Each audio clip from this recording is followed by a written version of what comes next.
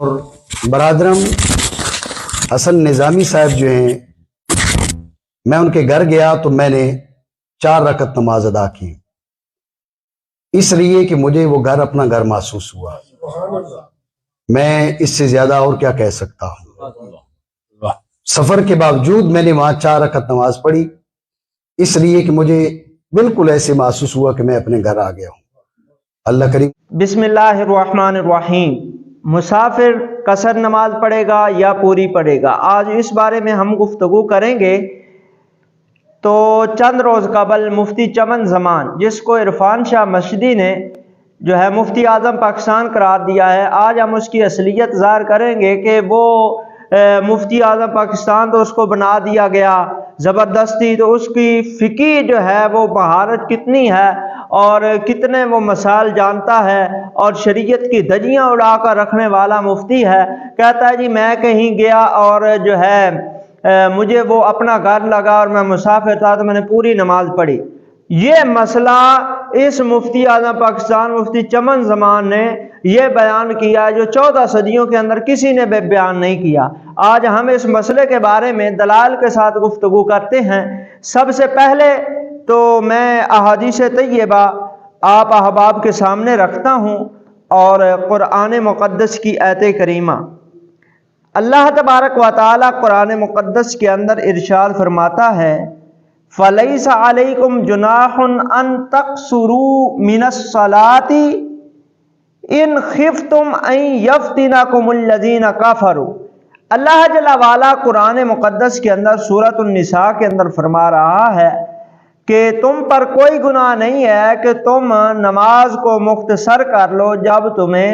دشمن کا جو ہے وہ فتنے کا خوف ہو، کفار کے فتنے کا خوف ہو تو تم نماز کو مختصر کر لو۔ یہ آیت کریمہ سے بھی بات ثابت ہے اور احادیث طیبہ کا حوالہ پیش کرتا ہوں۔ یہ میرے پاس جو کتاب ہے سنن ابن ماجہ، یہ میرے پاس موجود ہے، بیروت کا چھاپا ہے، حدیث نمبر 1065 ہے۔ حضرت یعلا بن امیہ رضی اللہ تعالیٰ عنہ فرماتے ہیں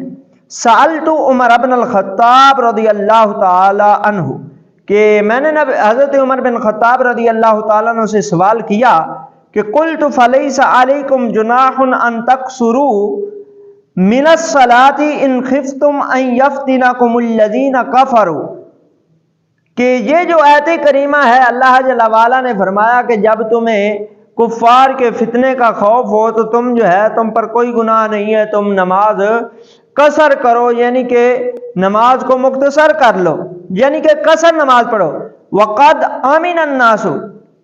حالانکہ لوگ اب امن کے اندر ہیں۔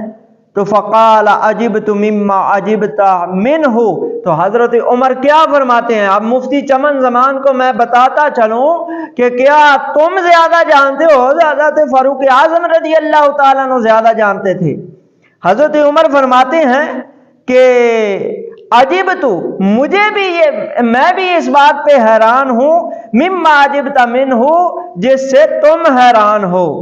کیا کہ آپ امن کے اندر ہیں تو پھر بھی سفر کے اندر نماز قصر ادا کریں گے۔ تو فسألت رسول اللہ صلی اللہ علیہ وسلم عن ذالک، اس بارے میں نبی پاک علیہ السلام سے میں نے سوال کیا۔ حضرت عمر فرماتے ہیں کہ میں نے نبی پاک صلی اللہ علیہ وسلم سے اس بارے میں سوال کیا تو فقال،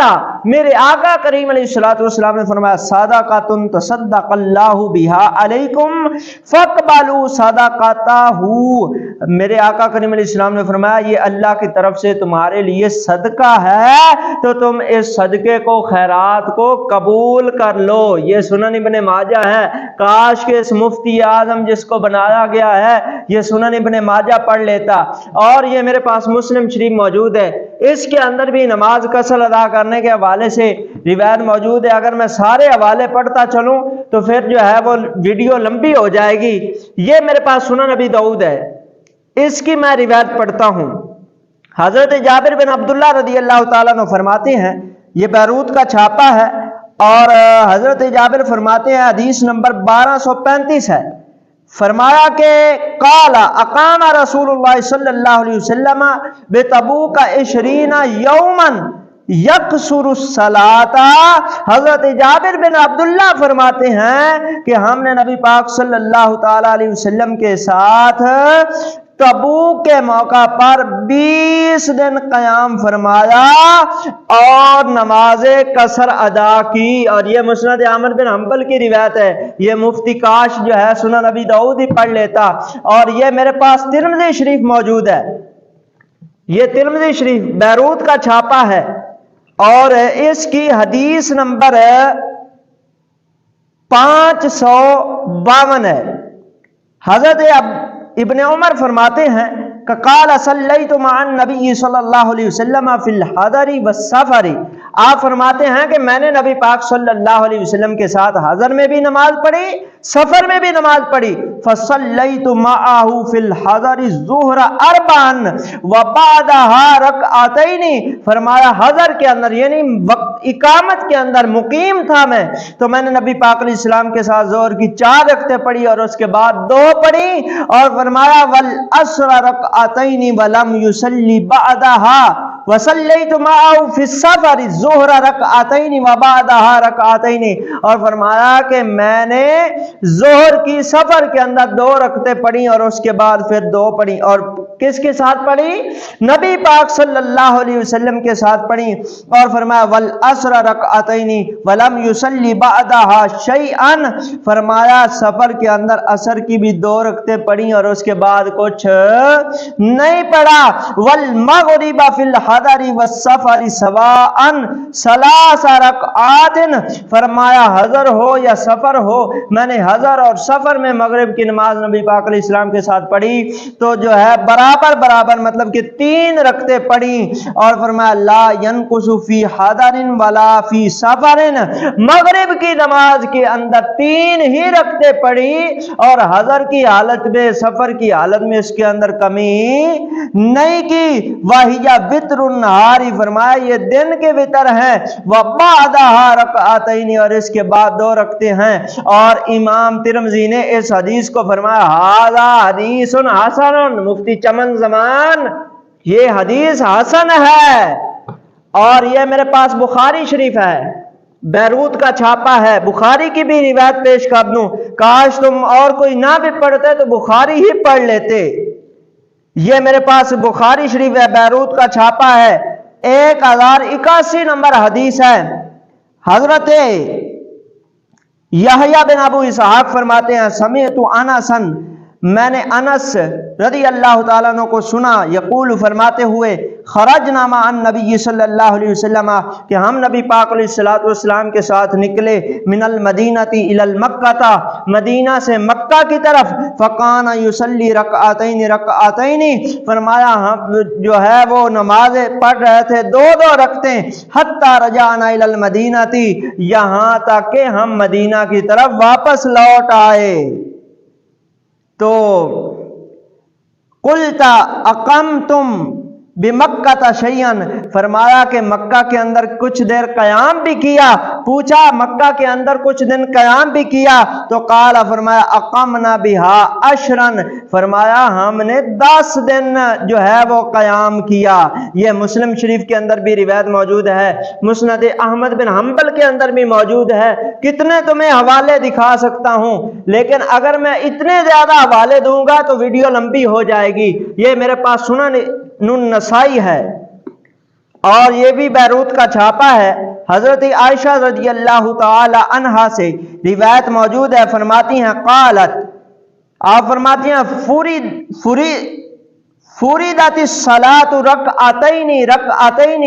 فرمایا جو نماز فرض کی گئی وہ 2 رکعتیں تھی، فاقرت صلاۃ السفر، سفر کی نماز اسی کو قائم کیا گیا اور مقرر کیا گیا، وزید فی صلاۃ الحضر،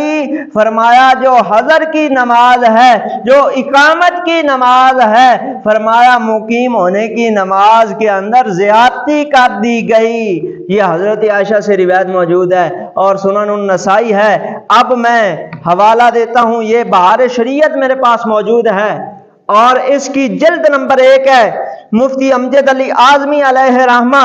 फरमाते हैं मुसाफिर पर वाजिब है कि नमाज में कसर करे। मसला नंबर 16 है नमाज मुसाफिर का बयान, और फरमाया मुसाफिर पर वाजिब है कि नमाज में कसर करे, यानी 4 रकत वाले फर्ज को 2 पढ़े, इसके हक में 2 ही रखते पूरी नमाज है। और कसदन 4 पढ़ी, तुमने कसदन 4 पढ़ी हैं, मुफ्ती चमन ज़मान कसदन 4 पढ़ी और 2 पर कादा किया तो फर्ज अदा हो गए और पिछली 2 रकतें नफल हो गई, मगर गुनाहगारों मुस्तहिक्के नार हुआ के वाजिब तर्क किया, लिहाजा तौबा करे। मुफ्ती चमन ज़मान तौबा कर, तुम पर तौबा लाजिम है। ये मेरे पास फतावा फैजुर रसूल है और इसकी जिल्द नंबर 1 है, और इसकी जिल्द नंबर 1 और सफ़ा नंबर 393 पर ये सवाल हुआ मुसाफिर की नमाज के हवाले से, तो आप फरमाते हैं मुफ्ती अमजद अली आज़मी, मुफ्ती जलालुद्दीन अहमद अमजदी अलैहि रहमा फरमाते हैं कि अगर बंदे ने सफर में था और कसर ना की तो तर्के वाजिब के सबब गुनहगार हुआ। तुमने गुनाह किया है, तौबा करो रब की बारगाह में। और ये जल्द नंबर 3 है इसी फतावा फैजुर रसूल की, और इस जल्द नंबर 3 के सफ़ा नंबर 117 पर भी यही मसला बयान हुआ है कि जो बंदा मुसाफिर हो और जानबूझकर कसर ना करे, तर्के वाजिब करके गुनहगार और जहन्नम का मुस्तहिक हुआ, तो हमने दलाल के साथ साबित कर दिया है और हमने बता दिया है कि इरफान शाह जिसको जो है वो मुफ्ती आजम पाकिस्तान कह रहा था, तो ये इसको इमाम आजम ना बना दे कि इसने ऐसा मसला बयान किया है जो 14 सदियों के अंदर किसी ने नहीं बयान